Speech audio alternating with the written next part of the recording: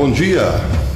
No ano passado, em 2019, no começo de 2019, alguns deputados da famosa Nova Direita, logo depois de tomarem posse, viajaram alegres, felizes e saltitantes para a China, com tudo pago.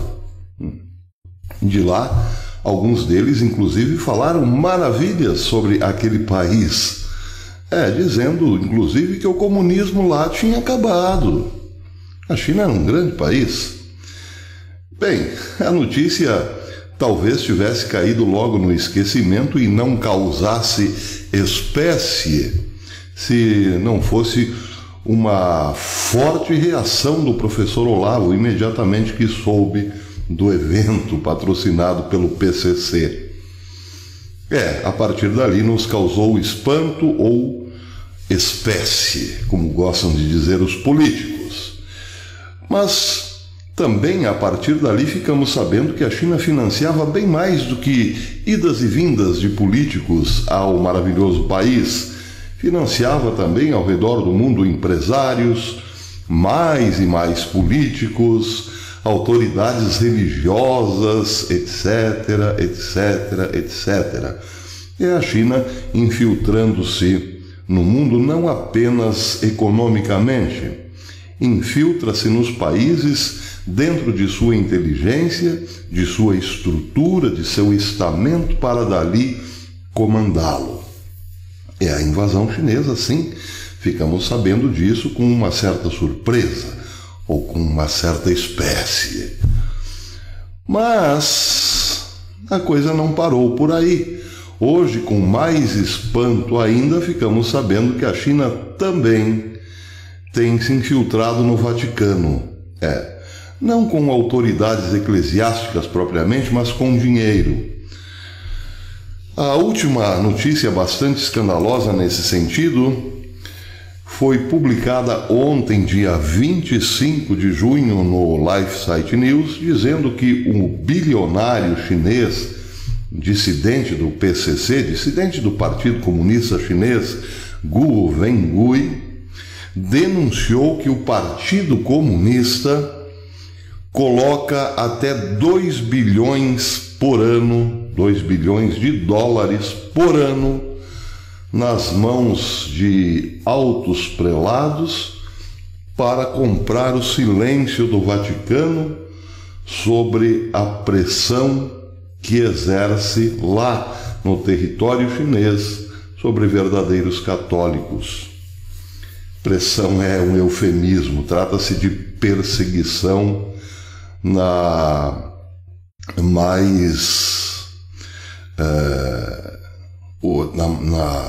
mais fiel das traduções, perseguição contínua da Igreja Católica na China, além de outros abusos aos direitos humanos. O milionário Guo Wengui fez esta denúncia ao War Room de Steve Bannon.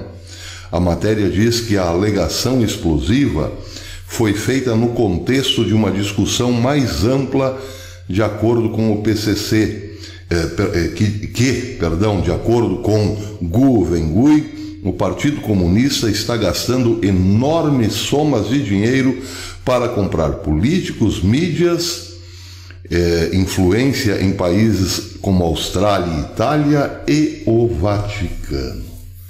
Vejam vocês, meus amigos, confesso, sem muita modéstia, que a mim essa notícia não espantou, mas confirmou aquilo que eu já havia falado alguns dias atrás.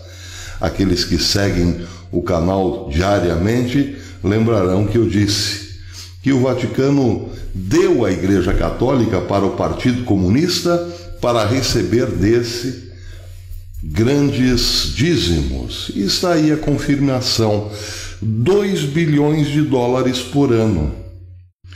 Bem, numa linguagem bíblica, como poderíamos chamar essa negociação? Bem, a linguagem bíblica, que não é nem um pouco politicamente correta, porque Deus não é politicamente correto, Deus é justo, o nome disso chama-se prostituição. Aliás, é o nome que está lá no Apocalipse de João. Claro que certamente a Bíblia terá que ser revista aos padrões de hoje ou simplesmente suprimida, censurada. Como ainda não é o caso, podemos dizer sim que esta alta a corte vaticana prostituiu-se, vendeu a sua consciência em troca de muitos dólares. E lá na China, os verdadeiros cristãos, os verdadeiros católicos sendo perseguidos, presos, levados a campo de concentração ou simplesmente mortos. E algumas igrejas derrubadas, literalmente. Esse é o nosso mundo, pois é.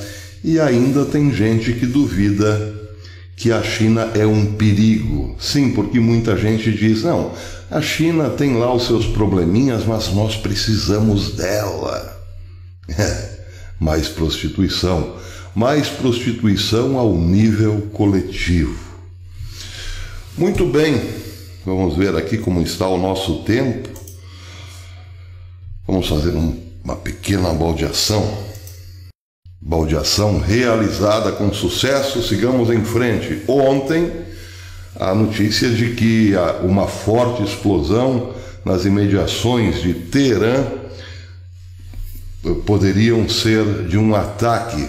Eu mesmo cheguei a dar essa notícia, levando em conta o que dizia o Jerusalém Post, poderia ter sido inclusive um ataque patrocinado ou comandado pelo exército iraquiano, que tem reagido dentro do país, dentro de Bagdá, sobretudo, contra a presença iraniana.